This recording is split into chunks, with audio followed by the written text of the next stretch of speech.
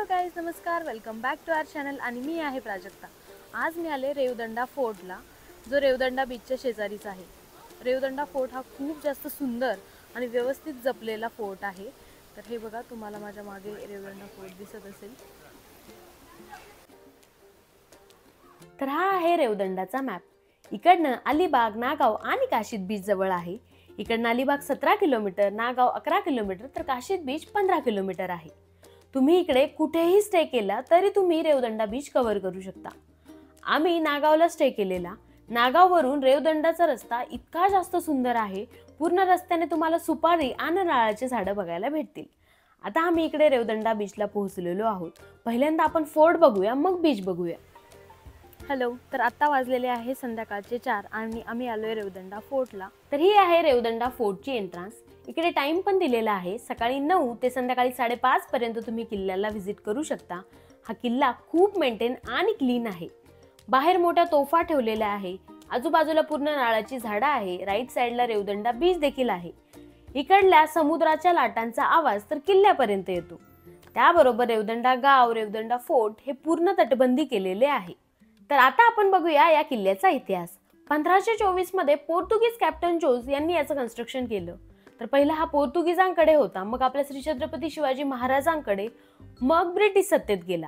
असा या रेवदंडा किल्ल्याचा 2000 वर्षांचा इतिहास आहे. 15व्या शतकात पोर्तुगीज देशात आले आणि त्यांनी रेवदंडा किल्ल्याला त्यांचा व्यापार सुरू केला.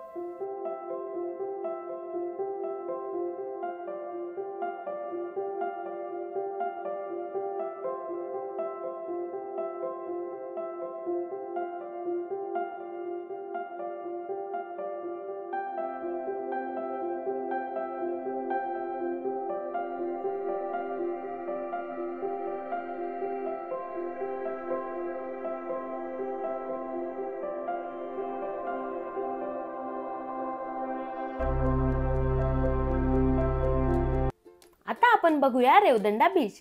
अशा मोठीशी जी भिंत जी फोर्टला लागून होती, त्यामधनं एक छोट्याशा एंट्रन्सने आपण रेवदंडा बीचला पोहोचतोय.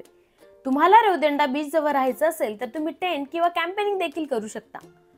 हा बीच मला काशीद, नागाव आणि अलिबाग पेक्षा जास्त छान वाटला, कारण इकडे क्राऊड देखील कमी आहे आणि बीच देखील मोठा आहे. त्याबरोबर तुम्ही इकडे तुमच्या फॅमिली आणि फ्रेंड्स सोबत छान एन्जॉय देखील करू शकता. असा मस्त हा सनसेट बघत हा व्लॉग मी इकडे संपवते आहे. तर होप सो तुम्हाला माझा हा व्हिडिओ आवडला असेल. जर तुम्हाला माझा हा व्हिडिओ आवडला तर लाईक करा. जर तुमचे काही प्रश्न किंवा काही सजेशन्स असतील तर ते मला कमेंटमध्ये कळवा. आणि अजूनपर्यंत चॅनल सबस्क्राईब केला नसेल तर तेवढं करायचं मात्र विसरू नका यार, कारण आपले लवकरच 40,000 सबस्क्रायबरची फॅमिली होणार आहे. तर भेटूया आपण नेक्स्ट व्लॉगमध्ये, नेक्स्ट ठिकाणी. तोपर्यंत बाय बाय.